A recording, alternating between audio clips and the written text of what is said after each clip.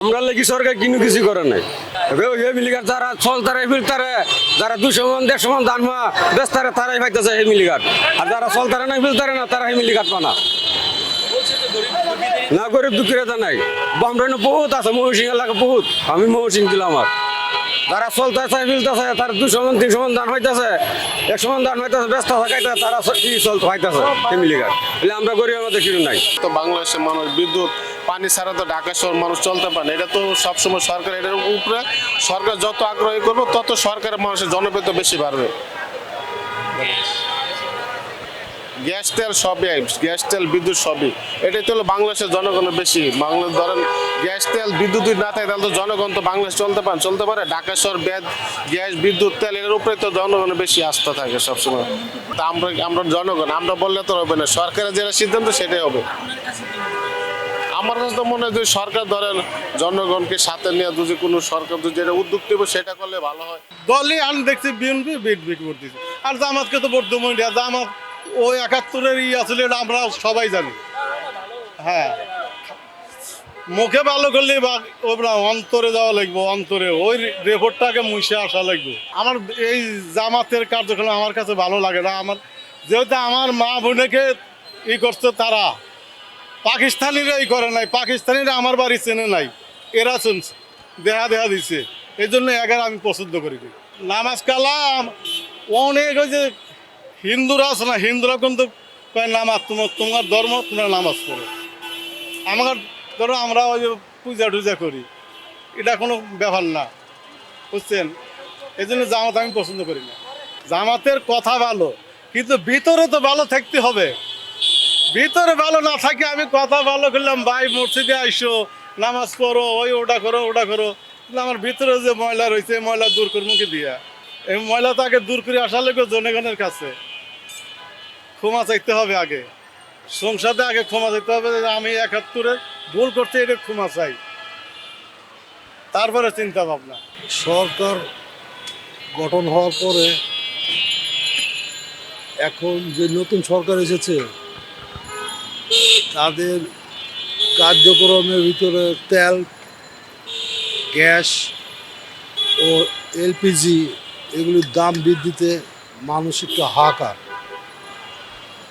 নতুন সরকার এসে এই ধরনের সিদ্ধান্ত নেওয়াটা আমার মনে হয় ঠিক হয় নাই।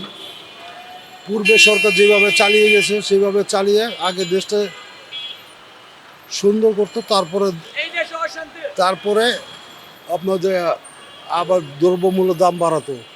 কিন্তু এখন তেল গ্যাসের দামের কারণে সব কিছু দ্রব্যমূল্য দাম বেড়েছে, মানুষের হাতে নাগালের বাইরে চলে গেছে। এই মুহূর্তে সরকারের প্রয়োজন দ্রব্যমূল্য নিয়ন্ত্রণ করা, জনগণকে দ্রব্যমূল্য নিয়ন্ত্রণ করে পরিস্থিতি স্বাভাবিক আনা। আর বিশেষ করে অটোরিকশা ঢাকা শহরে মানে ওদের হাতে এখন আমাদের মৃত্যু বলা চলে। কারণ যে কোনো জায়গায় ওরা ডান বাম কিচ্ছু মানে না এবং তারা বিদ্যুতের অপব্যবহার করছে।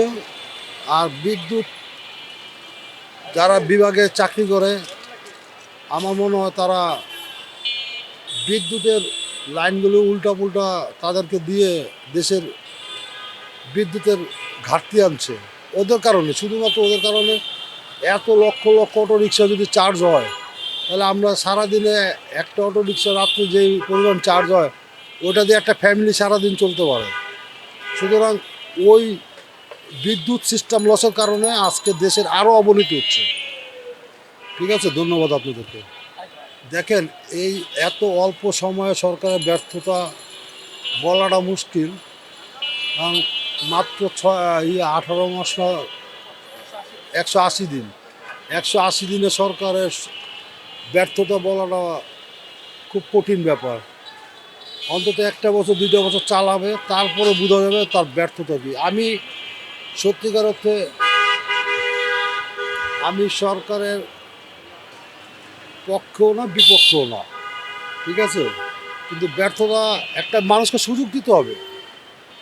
সুযোগ ছাড়া সে হঠাৎ করে একটা জিনিস, একটা দেশ, এটা দেশ বই বিশ্বে অনেক হিসাব কিতাব আছে।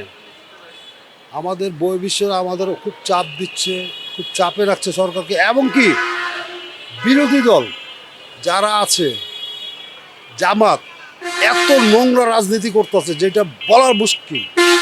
তারা সংসদে বিরোধী দলকে, সংসদে সরকারি দলকে অপমান করছে, স্বরাষ্ট্রমন্ত্রীকে অপমান করছে, তারা সংসদে প্রধানমন্ত্রীকে অপমান করছে, সংসদ থেকে বেড়ে বলে আজকের মধ্যে ওরা নামায় দিব। এগুলিতে আসলে ঠিক না।